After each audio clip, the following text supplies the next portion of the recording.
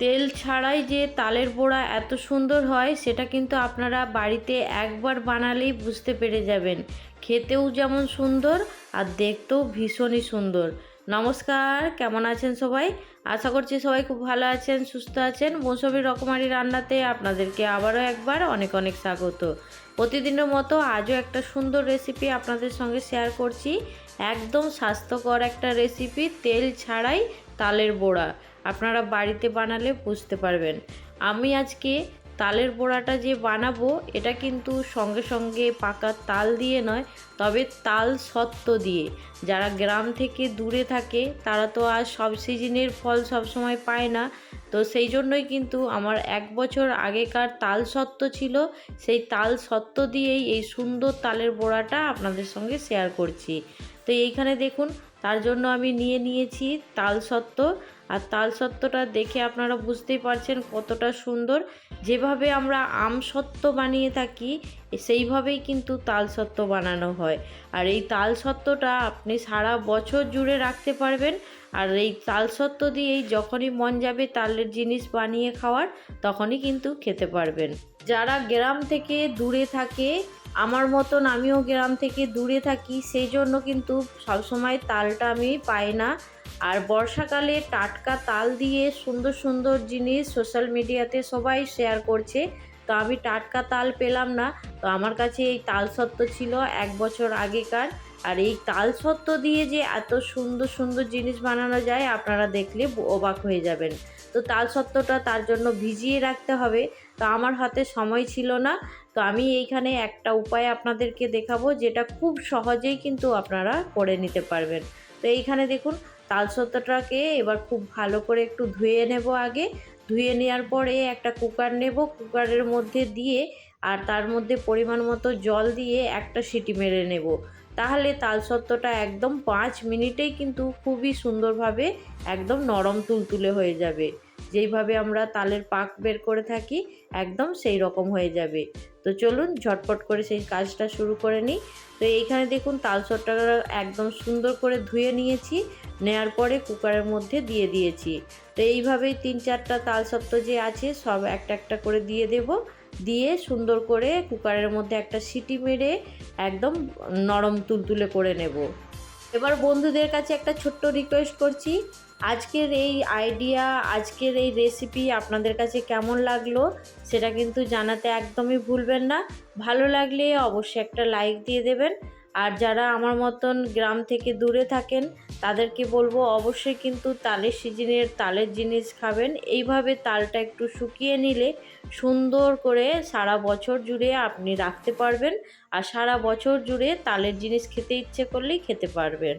তো এইখানে দেখুন কুকারটা আমি গরম করার জন্য বসিয়ে দিয়েছি।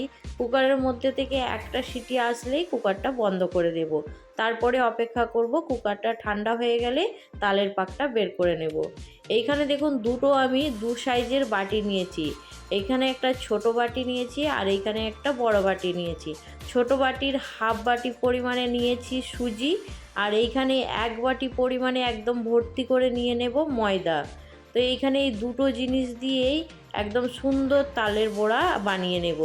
এখানে দেখুন কুকারের মধ্যে একটা সিটি পড়ে গেছে, তো এখন কুকারটা বন্ধ করে দেব। বন্ধ করে দিয়ে অপেক্ষা করব ঠান্ডা হয়ে যাওয়ার জন্য। আর এইখানে আমি কড়া একটা গ্যাসের মধ্যে বসিয়ে দিয়েছি। আর কড়ার মধ্যে দেখুন সুজিটা দিয়ে দিয়েছি। সুজিটা দেওয়ার পরে এবার সুজিটাকে খুব ভালো করে একটু নাড়াচাড়া করে নিচ্ছি, সুজির কাঁচা গন্ধটা চলে যাওয়া পর্যন্ত। গ্যাসের ফ্লেমটা একদম লো ফ্লেমে রেখে দিয়ে এইভাবে সুজিটা হালকা নাড়াচাড়া করতে করতে দেখতে পাবেন সুজির মধ্যে একটা কালার চেঞ্জ হয়ে গেছে। একটু হালকা লালচে ভাব যখন আসছে তখন এর মধ্যে দিয়ে দিতে হবে ময়দা। তো ময়দাটাও দেখুন সুজির সঙ্গে একটু নাড়াচাড়া করে নিচ্ছি। তো একবারে ময়দাটা দেবেন না, অল্প অল্প করে ময়দাটা দিয়ে একটু নাড়াচাড়া করে নেবেন। সুজি আর ময়দাটা যখন একটু ভাজা হয়ে যাবে তখন নামিয়ে নিতে হবে। তো এইখানে সুজি ময়দার দেখুন কাঁচা গন্ধ চলে গেছে আর সুন্দর গরমও হয়ে গেছে আর ভাজাও হয়ে গেছে। তো এবার এটাকে একটা পাত্রের মধ্যে নামিয়ে নেব। আমার চ্যানেলে সুন্দর করে তালের পোড়া পিঠের রেসিপি দেওয়া আছে, তাও আবার গ্যাসের চুলাতে। দুর্দান্ত রেসিপি, আপনারা অবশ্যই দেখতে পারেন আর দেখে আপনাদের ভীষণ ভালো লাগবে। এইখানে দেখুন সুজি ময়দাটাকে একটু ঠান্ডা করে নেব। এটা এখন খুবই গরম আছে, একটু ঠান্ডা হয়ে গেলেই তখন এর মধ্যে সুন্দর করে বাকি জিনিসগুলো মিশিয়ে নেব। এবার দিয়ে দেব স্বাদ মতো নুন, আর তার সঙ্গে দিয়ে দেব চিনি। আর চিনির পরিমাণটা অবশ্যই একটু বেশি পরিমাণে দিতে হবে, যেহেতু এইখানে তাল সত্ত্ব দিয়ে বানাবো, সেই জন্য চিনির পরিমাণটা একটু বেশি লাগবে। তো আপনারা যেমন মিষ্টি খেতে পছন্দ করবেন সেই রকমভাবেই আপনারা কিন্তু দিয়ে দিতে পারেন। আর সঙ্গে সঙ্গে তাল হলে একটু কম মিষ্টি হলেও ভালো লাগবে। তো এইখানে দেখুন স্বাদের জন্য দিয়ে দেব নারকেল। আর নারকেলটা আমি হাফ মালা থেকে একটু কম নিয়েছি। নারকেলটা একটু বেশি থাকলে মুখের মধ্যে যখন আসবে খাওয়ার সময় তখন ভীষণ ভালো লাগবে, সেই জন্য নারকেলের পরিমাণটা একটু বেশি পরিমাণে দিয়ে দিয়েছি। আর এইখানে দেখুন আর কিছু দেব না। আর তাল সত্ত্বটা দেখুন একদম গা মাখা হয়ে গেছে, সুন্দর একদম নরম হয়ে গেছে। আর এটা খেতেও কিন্তু খুব সুন্দর লাগছিল। এখন এটা গরম আছে, তো এই গরম অবস্থায় 1 চামচের মতো আমি নিয়ে নেব। নেয়ার পরে এই সুজি ময়দার মধ্যে দিয়ে দেব। টাটকা তাল না থাকলেও তাল সত্ত্ব দিয়ে যে দারুণ জিনিস বানানো যায় সেটা কিন্তু আজকে আপনারা দেখলে একদম অবাক হয়ে যাবেন। যারা বাইরে থাকেন তারা কিন্তু অবশ্যই এই জিনিসটা অবলম্বন করতে পারেন। ভীষণই খেতে সুন্দর হয়, যে কোনো জিনিস বানালেই দুর্দান্ত স্বাদের হয়।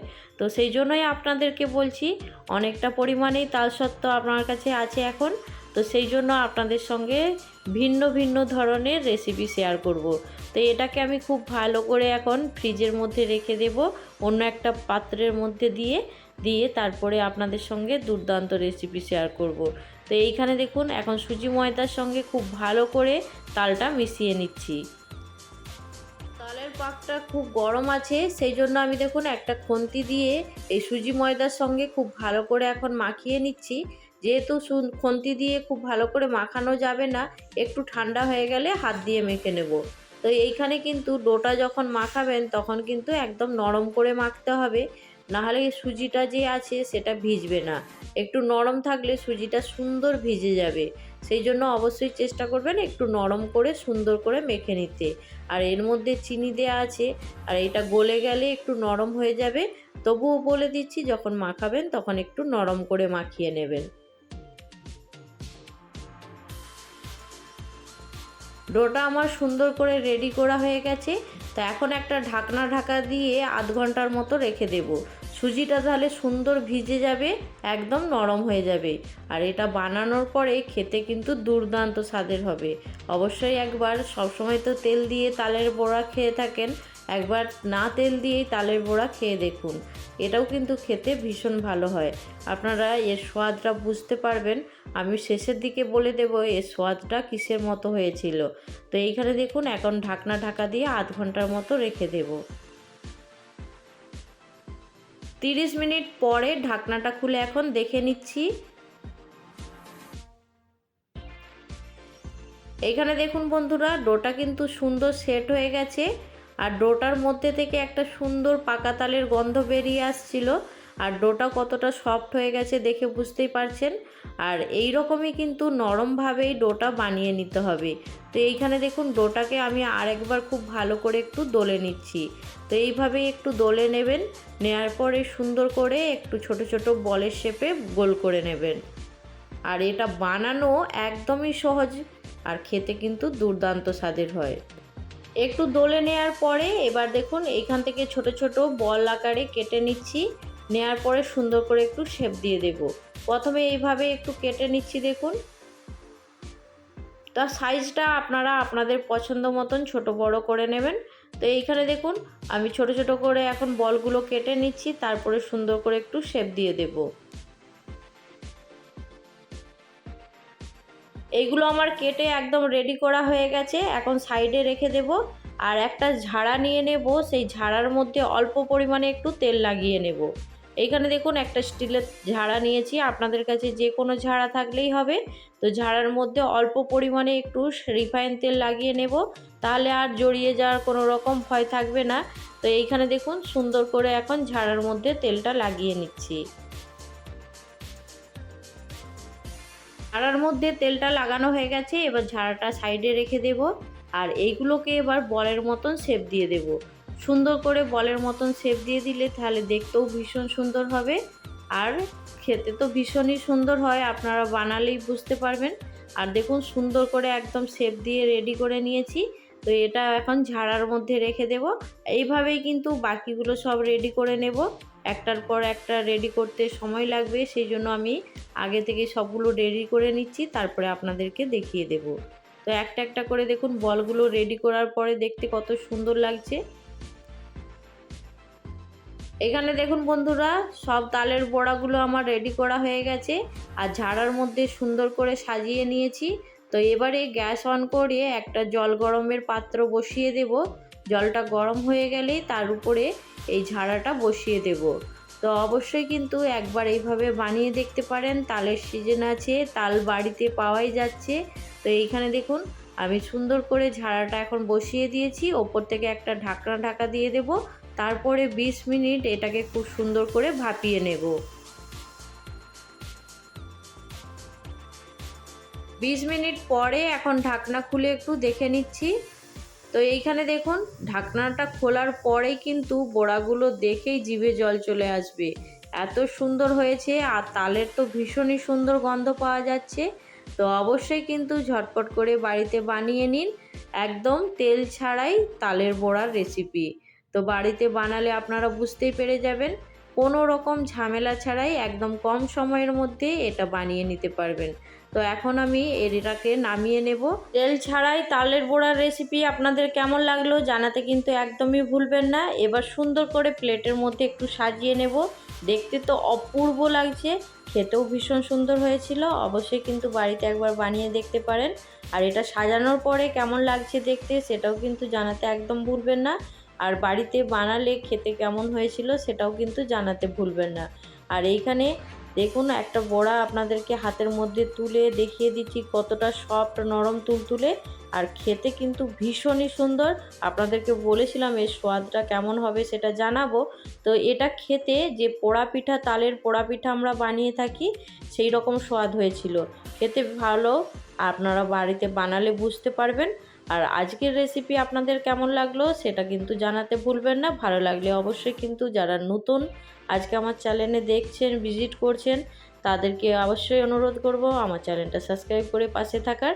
আজকের রেসিপি এইখানেই শেষ করছি। পরবর্তী রেসিপি নিয়ে খুব তাড়াতাড়ি আরও একটা নতুন ভিডিওর সঙ্গে দেখা হবে।